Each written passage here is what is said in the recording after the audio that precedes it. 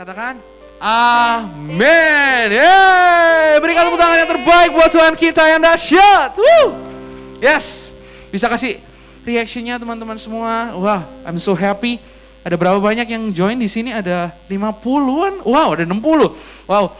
Thank you so much untuk join ibadah kami pada hari ini, dan thank you so much. Bisakah kita kasih apresiasi, tepuk tangan, hati, api kepada teman-teman yang udah ngelayani dari tadi. Ada Angel, ada John, ada teman-teman yang depan ini, ada Daniel, Janice, Sharon, Kelly. Gila, rambut gue juga, gue pengen sebenarnya kayak si Daniel. Man, gue pengen rambut gue kayak gitu, tapi gue masih belum bisa. Kalah ganteng. Iya.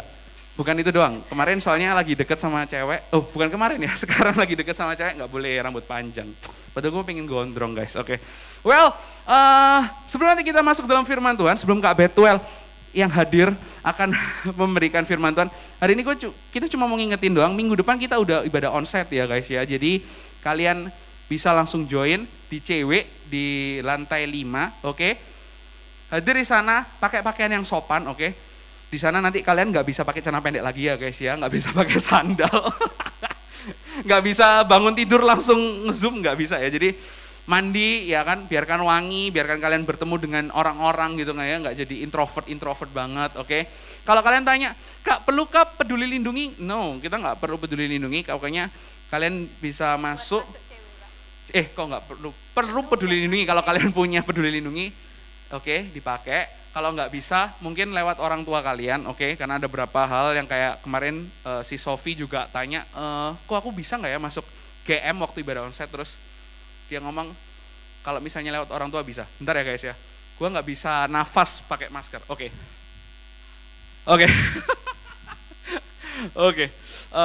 Terus apa lagi ya? Sama kita ada doa Impactors itu setiap hari Selasa di minggu pertama, oke?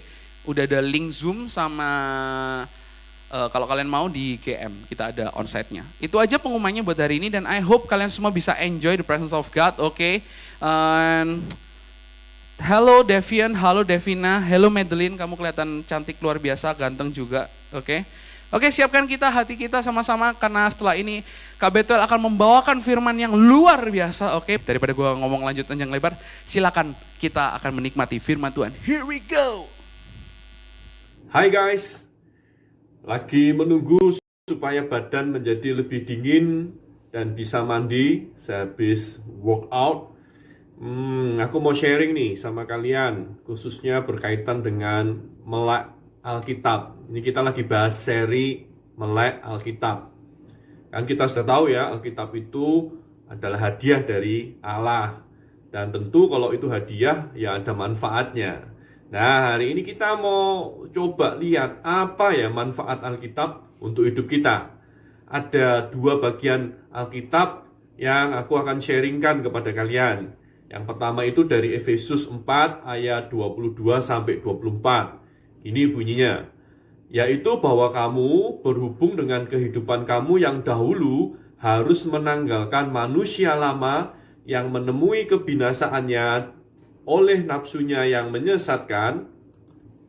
Lalu ayat yang ke-23, supaya kamu dibaharui di dalam roh dan pikiranmu, dan selanjutnya mengenakan manusia baru yang telah diciptakan menurut kehendak Allah di dalam kebenaran dan kekudusan yang sesungguhnya.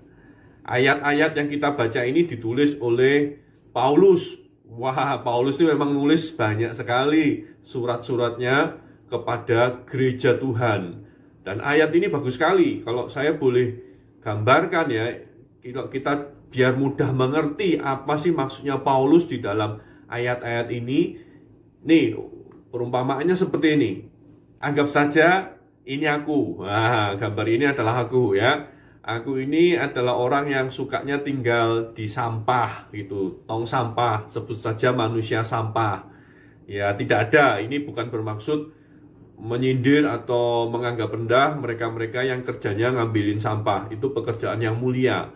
Maksudku adalah, ini adalah contoh orang yang hidupnya memang senang tinggalnya di sampah. Sebenarnya tidak ada satupun orang yang suka tinggal di sampah. Nah, ini adalah gambaran manusia yang berdosa. Saya, Kak Betuel, juga adalah manusia berdosa. manusia yang ya kotor gitu. Memang hidupnya sukanya kotor kayak gini. Nah, anggap saja aku adalah seorang yang tinggal di dalam tong sampah, orang yang kotor, sudah tidak jijik lagi dengan kekotoran-kekotoran itu, sudah tidak terganggu lagi dengan bau-bau yang tidak sedap itu, menikmati kekotoran itu. Sampai satu kali ada seorang bangsawan yang mendatangi aku dan kemudian mengambilku menjadi anaknya, mengadopsiku menjadi anaknya. Dan tentu saja raja itu atau bangsawan itu pada waktu mengangkat aku, dia tidak bisa membiarkan kondisiku itu tetap dalam kondisi seperti manusia sampah ini. Tentu tidak bisa. Itu menunjukkan gambaran kita, manusia lama. Makanya tadi Paulus katakan di ayat yang tadi kita baca, dituliskan, disuruh ini, tanggalkan manusia lama. Jangan hidup seperti orang yang tidak mengenal Allah. Ya, jadi kita ini tidak boleh hidup lagi sebagai manusia yang lama. Kita ini bukan manusia berdosa lagi. Kita ini bukan, kalau perumpamaan saya, ya saya diangkat jadi anaknya raja, saya tidak bisa lagi. Aku tidak bisa lagi hidup dengan cara orang manusia sampah yang lama itu, tidak bisa. Nah, di dalam ayat ini, di situ dikatakan manusia lama itu punya pikiran sesat dan hidupnya dipenuhi dengan nafsu dosa. Dan itu Paulus katakan tinggalkan itu, tanggalkan manusia lama, buang pikiran sesat yang penuh nafsu dosa itu. Dan kemudian tidak hanya meninggalkan manusia lama, tetapi Paulus tadi katakan di ayat yang selanjutnya dikatakan, tetapi kenakan manusia baru, hidup menuruti kehendak Allah. Jadi ini pelajaran yang baik sekali ya. Tanggalkan manusia lama yang penuh dengan pikiran kotor, pikiran sesat, nafsu dosa, lalu menjadi manusia baru yang hidupnya itu memang menuruti kehendak Allah, yang hidupnya itu hidup di dalam kebenaran dan kekudusan. Itu seperti aku yang dulunya adalah manusia tinggal di sampah, manusia sampah, diangkat menjadi anak raja. Ya sekarang aku tidak bisa pakai kondisi tubuh manusia sampah itu. Aku tidak bisa lagi hidup di kerajaan dengan bau sampah. Aku harus berubah. Dan tentu raja atau ayahku sekarang, bapak yang mengambil aku itu yang adalah raja, ingin aku hidup sebagai anak raja.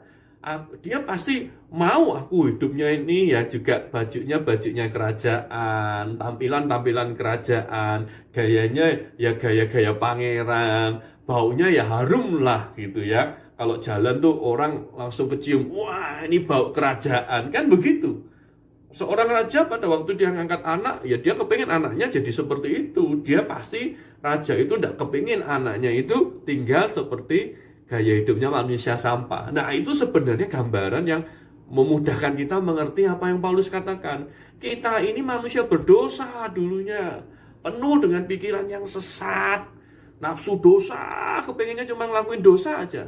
Tetapi pada waktu Tuhan Yesus menebus kita di atas kayu salib dengan harga yaitu darahnya sendiri yang mahal itu, tentu sekarang kita sudah diangkat menjadi anak-anak Bapa di surga. Seperti Yohanes 1 ayat 12 katakan demikian. Nah kalau kita jadi anak Bapa di surga, maka sekarang ya tentunya Bapa kita di surga, kita kepengen kita tidak hidup kayak manusia berdosa yang dulu lagi. Tapi yang Bapak ingini, ayo jadi manusia yang baru. Yang Paulus tadi katakan, hidupnya apa? Kepengennya cuma menuruti kehendak Allah, bukan menuruti kehendak dosa.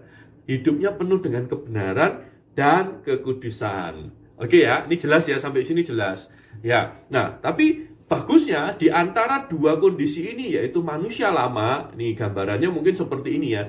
Kita ini harus tinggalkan atau tanggalkan manusia lama, lalu jadi manusia baru. Kita berpindah, status kita sekarang bukan manusia lagi yang ngikuti dosa, pikiran yang sesat, pikiran yang kotor, pikiran yang jorok. Tidak. Kita ini sekarang adalah manusia yang baru yang harus hidup di dalam kekudusan dan kebenaran. Mikirnya kehendaknya Tuhan. Apa yang Tuhan kehendaki ya? Apa yang Bapakku senangi ya? Itu manusia baru. Itulah kita, ciptaan yang baru.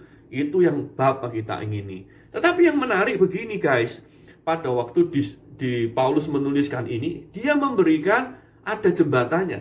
pada waktu kita mau meninggalkan manusia yang lama menjadi manusia yang baru, maka ada kalimat di tengah-tengahnya. Paulus ngomong begini, kamu dibaharui di dalam roh dan pikiranmu. Itu ayat 23. Jadi kita ini harus tanggalkan manusia lama, buang pikiran-pikiran sesat, nafsu dosa itu, tetapi kita lebih memilih diri kita untuk dibaharui di dalam roh dan pikiran. Di dalam hati kita ini dibaharui. Dan pada waktu kita dibaharui terus-menerus, kita ini menjadi manusia baru. Manusia yang lebih memilih mengikuti kehendak Allah. Manusia yang hidupnya kudus dan benar. Wah, ini menarik. Nah, kalau saya bayangin itu kayak apa ya? Tadi ya, manusia sampah itu ya. Kalau aku bayangin itu kayak manusia sampah. Kemudian kalau mau jadi anak bapak yang bapaknya adalah raja, maka dia mau dibersihin, dimandiin gitu ya. Oh, ini gambarnya kayak dimandiin. Ya, ini pas lagi mau mandi. Jadi kita ini harus memberikan diri kita kayak dimandikan gitu. Ya kan, impactors kan rajin mandi ya. Untuk jadi dampak bagi orang di sekitar kita, kita ini harus kelihatan segar. Kita ini harus kelihatan wangi, harum gitu kan. Ya mandi, rajinlah mandi. Sudah mandi kan kalian? Sudah mandi kan? Nah, kita ini mau dimandiin, dibersihkan. Itu sebenarnya artinya Paulus, waktu Paulus ngomong dibaharui di dalam roh dan pikiran. Artinya itu gambarannya gitu. Aku dulu manusia tong sampah, kemudian aku harus mau dibersihkan, dimandikan. Aku harus jadi orang yang bersih, sehingga aku bisa menjadi manusia baru. Aku bisa, kalau gambaran saya, kemudian aku bisa pakai jas yang bagus. Aku bisa pakai pakaian kerajaan yang bagus. Nah, itulah contoh atau itulah yang Paulus ingin dilakukan oleh jemaat pada waktu itu. Dan tentunya itu juga penting bagi hidup kita. Nah, menariknya guys, dalam pengajaran Paulus, waktu Paulus ngomong tentang dibaharui pikiran, itu artinya itu apa sih? Itu artinya pekerjaan aktif dari Roh Kudus yang memakai firman Tuhan untuk menguduskan hidup kita. Jadi kalau tadi aku bilang ya, kita ini harus, kalau kayak orang yang kotor, yang manusia sampah, dan kemudian mau jadi anaknya raja, ya dia harus mau dibersihkan, dimandiin gitu ya, disabuni gitu ya, keramas, gosok kulitnya gitu kan. Ya, nah sebenarnya itu sama dengan kehidupan kita. Kita tidak membiarkan pikiran kita masih busuk, pikiran kita ini kotor, tidak. Tetapi kita memberikan diri kita, Roh Kudus, Roh Allah yang hidup itu, secara aktif, ia itu membaharui kita, ya, memakai firman Tuhan untuk menguduskan pikiran kita. Untuk membuat pikiran kita itu jadi pikiran yang indah di hadapan Tuhan. Pikiran kita itu menjadi pikiran yang manis untuk diperkatakan. Pikiran-pikiran kita itu kalau disampaikan kepada orang lain itu menjadi sebuah kekuatan. Nah, itu Roh Kudus kerjakan dalam hidup kita. Ya, manusia lama yang penuh dengan pikiran-pikiran yang buruk itu dibersihkan. Caranya gimana? Roh Kudus pakai firman Tuhan. Ingat stepnya ya, manusia berdosa, manusia lama dibersihkan melalui kuasa firman Tuhan oleh Roh Kudus. Kita menjadi manusia yang baru, yang hidupnya penuh dengan kebenaran dan kekudusan. Itu step kehidupan kita. Nah, lalu tadi saya bilang ada dua bagian firman Tuhan. Yang Efesus kita sudah bahas. Nah, mari kita gabungkan itu dengan ayat yang sering kita baca itu ya. Yang kita baca yaitu di 2 Timotius 3 ayat 16. Di dalam 2 Timotius 3:16 dikatakan kan, firman Tuhan itu adalah ilhamnya Allah, idenya Allah sendiri. Jadi ketika Roh Kudus menguduskan hidup kita dengan firman Tuhan, itu artinya apa? Firman Tuhan itu bermanfaat untuk membuat hidup kita jadi bersih, jadi kudus. Caranya gimana? Firman Tuhan itu bermanfaat yang seperti 2 Timotius 3:16 katakan, satu untuk mengajar, kedua untuk menyatakan kesalahan, yang ketiga untuk memperbaiki kelakuan, dan yang keempat mendidik kita hidup di dalam kebenaran. Mengajar, menyatakan kesalahan, memperbaiki kelakuan, dan mendidik kita hidup di dalam kebenaran. Mari kita lihat satu persatu. Ini supaya kita hidup kita bersih. Nah, ini saya gambarkan ya. Saya yang lagi mandi dibersihkan gitu ya. Firman Tuhan itu menjadi alat oleh Roh Kudus yang pakai untuk membersihkan dosa-dosa kita. Yang pertama dikatakan itu untuk mengajar. Jadi untuk mengajar kita. Firman Tuhan itu bermanfaat dipakai untuk mengajar kita. Mengajar itu artinya apa? Artinya membuat kita dari tidak tahu menjadi tahu. Seperti manusia tong sampah, dia nggak tahu apa itu yang namanya bersih. Dia nggak tahu apa yang namanya sabun. Dia tidak tahu kalau mandi itu ya harus di dalam air. Bukan cuma diseka-seka saja atau digosok-gosokkan, airnya diciprat-cipratin aja. Harus masuk, harus disiram sampai bersih.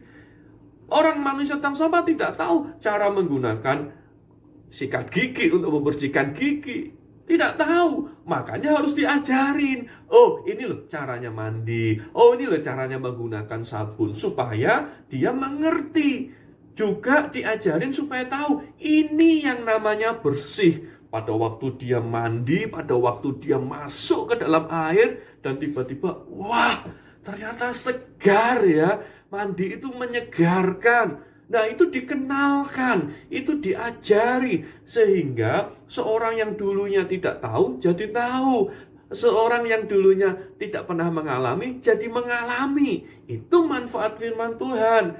Goalnya adalah, endingnya adalah, kita ini menjadi sadar akan kebenaran. Firman Tuhan mengajar kita supaya kita itu sadar akan kebenaran. Dulunya kita tidak tahu kebenaran, sekarang kita tahu apa itu kebenaran. Apalagi yang dimaksudkan adalah kebenaran Allah sendiri. Standarnya adalah standarnya Allah sendiri. Firman Tuhan mengajari kita supaya kita tahu apa ya yang dimaksud benar oleh Bapa kita di surga. Itu mengajar kita sehingga kita sadar, oh ini kebenaran. Oh kebenaran itu ternyata menyenangkan. Oh kebenaran itu ternyata memerdekakan. Nah itulah manfaat firman Tuhan, mengajar kita. Lalu yang kedua, setelah kita diajar dan kita sadar kebenaran, tetapi itu juga menyatakan kesalahan, dikatakan menyatakan kesalahan. Nah, pada waktu kita mandi, lalu kita ini pakai anduk ya, kita anduk. Ini kan kita jadi tahu ya. Itu kan manfaat anduk kan untuk mengeringkan, air itu manfaatnya untuk membersihkan yang kotor. Pada waktu kita mandi, kita tuh jadi tahu ada yang salah, ada yang kotor yang harus dibersihkan. Ya kan itu kan yang terjadi. Oh, pada waktu sikat gigi kita habis makan cabai gitu ya, ternyata ada cabainya yang nempel atau yang nyelip di gigi, ya itu dibersihkan jadi tahu. Dinyatakan kesalahannya itu seperti itu. Kita jadi tahu ada yang kotor. Firman Tuhan juga punya manfaat yang sama dalam hidup kita. Kalau berkaitan bahwa kita ini harus dibaharui oleh firman Tuhan supaya kita menjadi manusia yang baru, yang hidup di dalam kekudusan dan hidup dalam kebenaran, maka kita perlu disadarkan akan dosa-dosa kita, dinyatakan kesalahan. Kita diajar supaya kita sadar akan kebenaran, kita dinyatakan kesalahan kita supaya kita sadar tentang dosa. Ada loh, banyak orang itu yang tidak sadar bahwa hidupnya itu banyak berdosa atau banyak melakukan kesalahan di hadapan Tuhan. Makanya kita perlu disadarkan. Gimana caranya? Lewat firman Tuhan. Waktu kita membaca, kita tahu, oh ini tidak berkenan di hatinya Tuhan. Pada waktu kita merasa diri kita ini yang paling jagoan di dalam hidup ini, kita merasa kita ini bisa melakukan semuanya dengan kekuatan kita. Dan kemudian waktu kita membaca firman Tuhan, kita jadi tahu salah itu. Oh, di Alkitab diceritakan ada Raja Daud, raja yang punya segalanya, yang punya banyak hal, tetapi dia tetap berkata, dia perlu Tuhan.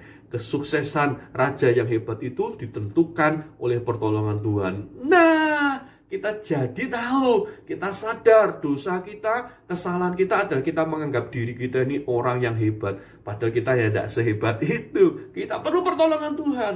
Dinyatakan kesalahan kita, tapi tidak berhenti cuma dinyatakan kesalahan-kesalahan saja. Tapi kemudian firman Tuhan tadi dikatakan apa? Bermanfaat untuk memperbaiki kelakuan. Nah, pada waktu waktu mandi itu kita diajari cara hidup yang baru. Ini loh, kalau kotor ya digosok gitu ya. Tidak bisa cuma pakai air saja. Ada apa itu, noda-noda atau ada bekas keringat yang harus kemudian disapu dengan sabun gitu. Disabuni tubuh ini gitu. Rambut harus keramas gitu kan. semua ada bagian diajari punya kelakuan-kelakuan yang baik, kelakuan-kelakuan yang benar. Kalau tadi manusia sampah diajari gimana punya kelakuan hidup bersih. Diajari, firman Tuhan bermanfaat yang sama. Tidak cuma dinyatakan kesalahan, tapi diajari. Kita jadi membaca bagaimana caranya kita bisa bergantung kepada Tuhan melalui kehidupan doa misalnya. Itu firman Tuhan mengajarkan kita. Bagaimana misalnya di dalam kitab Filipi, bahwa hidup ini tidak boleh ngomel terus. Ngomel itu membuat hati kita ini menjadi pedih, membuat kekuatan kita jadi hilang. Tetapi dalam kitab Filipi katakan bersyukurlah senantiasa. Nah itu diajari, diperbaiki, sehingga kita punya kelakuan-kelakuan yang baik. Wah, firman Tuhan luar biasa ya. Firman Tuhan itu luar biasa sekali. Manfaatnya dahsyat, manfaatnya dahsyat. Ya, jangan lupa baca firman Tuhan. Itu manfaatnya luar biasa. Itu membaharui kita, membaharui pikiran kita supaya pikiran kita menjadi kudus dan benar. Dan manfaat yang luar biasa. Ini kalau saya gambarkan jalannya itu seperti ada garis ya. Itu waktu diajar itu kita diajar jalan-jalannya Tuhan. Tapi juga kemudian sepertinya kita belok. Itu jalannya kan menyatakan jalan belok itu ya. Itu artinya kita jadi tahu, oh kita ini salah, kita sedang keluar dari jalan kebenaran. Tapi kemudian firman Tuhan mengajar kita untuk kembali. Kita untuk kembali ke jalannya Tuhan. Nah yang terakhir, firman Tuhan itu bermanfaat untuk ini, mendidik kita hidup di dalam kebenaran. Oh ya, tadi yang ketiga itu goalnya adalah kita suka bertobat. Kita ini tahu bahwa kita ini bisa salah, kita masih bisa berdosa, kita ini bisa masih mengecewakan hatinya Tuhan karena tidak mengikuti yang Tuhan inginkan, firman-Nya. Maka firman Tuhan itu memberitahu kita, ayo bertobat, ayo kembali ke dalam jalan-jalannya Tuhan. Ayo kembali kepada pertolongan Tuhan. Ayo kembali minta kasih karunia Tuhan untuk menolong, menyertai kehidupan kita. Tapi yang terakhir ini juga bagus, mendidik kita hidup di dalam kebenaran. Goalnya adalah kita tidak hanya sadar kebenaran, tapi kita menyukai kebenaran. Kayak orang yang manusia sampah tadi, jadi dia jadi akhirnya apa? Dia tidak cuma diajari biar tahu bisa mandi, bisa gosok gigi, mandi itu segar. Tidak cuma tahu, tidak cuma dikasih tahu salahnya. Oh, ini kalau kamu tidak mandi itu kamu jadi bau, jadi kotor, jadi penuh penyakitan gitu ya. Atau terus diajari kelakuan, ini cara mandi ya. Langkah 1, langkah 2, langkah 3, langkah 4. Tidak hanya itu. Goalnya terakhirnya adalah akhirnya dia jadi menyukai kebersihan. Manusia sampah itu menjadi menyukai gaya hidup yang segar gitu. Menyukai mandi itu sendiri. Itu tujuannya. Seperti itulah Alkitab. Alkitab firman Tuhan itu menolong kita juga supaya kita tidak hanya sadar apa itu kebenaran, kemudian kita menolak dosa, kita mau bertobat ketika kita jatuh dalam dosa, tetapi goal utamanya adalah kita ini menjadi orang yang suka akan kebenaran. Tadi dikatakan dalam Efesus tadi ya, Efesus 24 tadi, manusia baru itu mikirnya apa? Kekudusan dan kebenaran. Mikirnya itu kekudusan dan kebenaran. Mikirnya itu apa? Kehendak Tuhan, jalan Tuhan. Itu orang yang terdidik di dalam kebenaran. Seperti manusia, seperti anak raja yang dulunya adalah manusia sampah. Sekarang ketika dia terus diperbaharui, terus dia dimandikan, dibersihkan, sampai akhirnya dia menyukai kebersihan, dia menyukai mandi, dia tahu manfaat mandi, maka dia sudah otomatis kalau dia ketemu sampah, dia tidak perlu pakai perlu waktu untuk cium-cium. Ini bau apa ya? Bau kotoran atau bau makanan ya? Enggak perlu. Dia tidak perlu tes lagi. Ini bau atau bau hotdog ya. Wah, dia nggak perlu mikirkan itu lagi.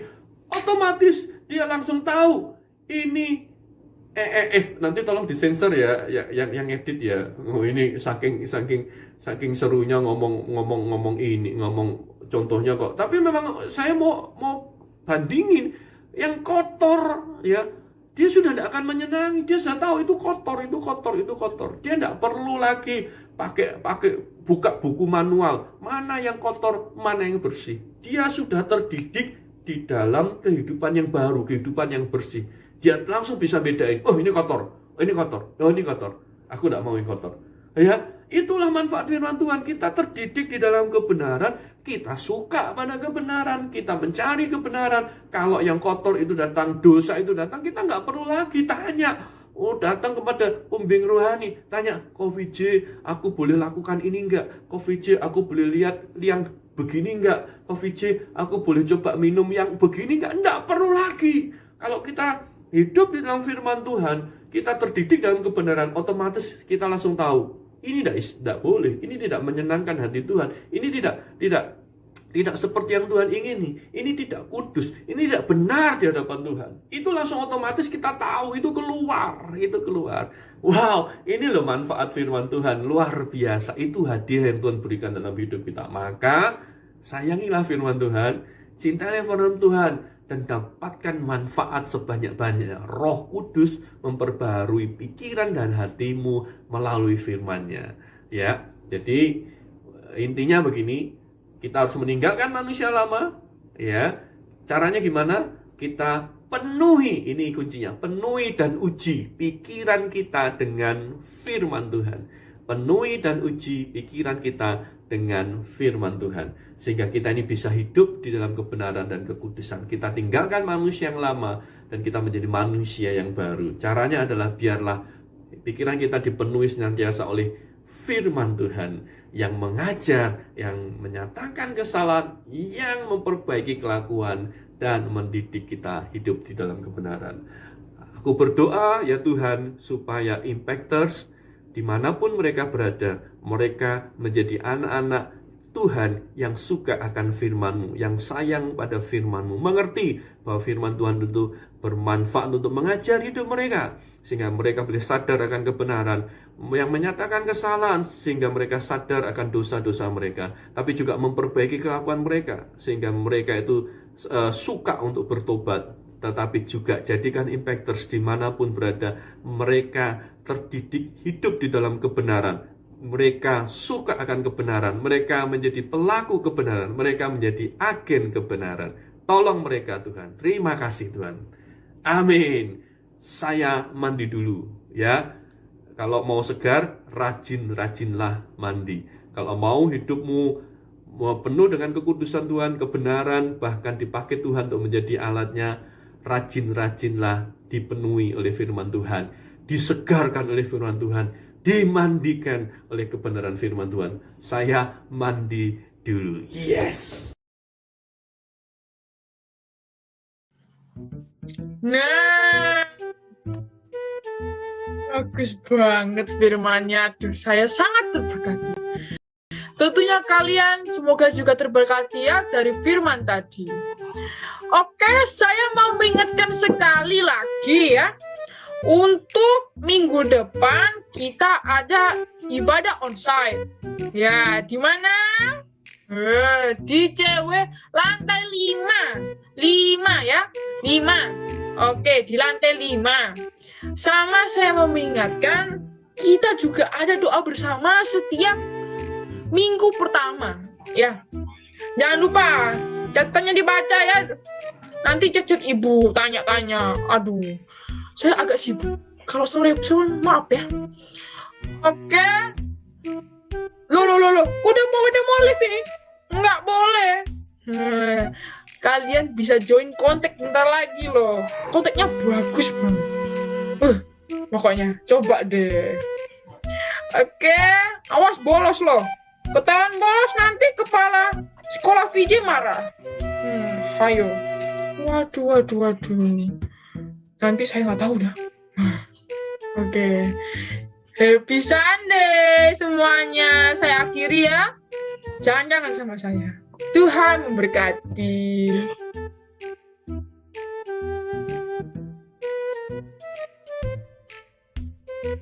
Yes. Oke. Hai teman-teman. Sebentar saya buka masker. Daripada nanti saya nggak bisa bernafas ya. Oke, thank you sekali Ibu Angel. Tapi infonya mungkin ada beberapa yang masih kurang. Jam 11 ya guys. Jadi per minggu depan ibadah onsite jam 11 siang. Jadi bukan jam 10 seperti minggu ini tadi. Perhatikan jam 11 siang minggu depan. Ngikutin ibadah umum jam 11 siang sampai jam kurang lebih dengan ada konteks 12:30. Jadi by the way, for your information, kalian harus siapin perut kalian dulu, jadi biar supaya kalau waktu ibadah nanti kalian enggak, aku kelaparan, enggak ya, oke? Jadi persiapkan perut kalian, persiapkan hati kalian, persiapkan pikiran kalian supaya kalian bisa ngikutin. Minggu depan kita akan ada ibadah on-site jam 11. Tapi buat kalian yang nggak bisa ikutan, Kak aku masih nggak boleh keluar sama orang rumah, it's okay. Kalian bisa join di Zoom kita seperti biasa. Oke, jam 11 siang juga, oke? Karena kita akan hybrid, kita akan streaming dari sana ya. Supaya kalian juga bisa ikut merasakan apa yang terjadi di CW. Oke, itu aja yang aku bisa sampaikan, itu aja yang bisa aku bagikan sama teman-teman semua.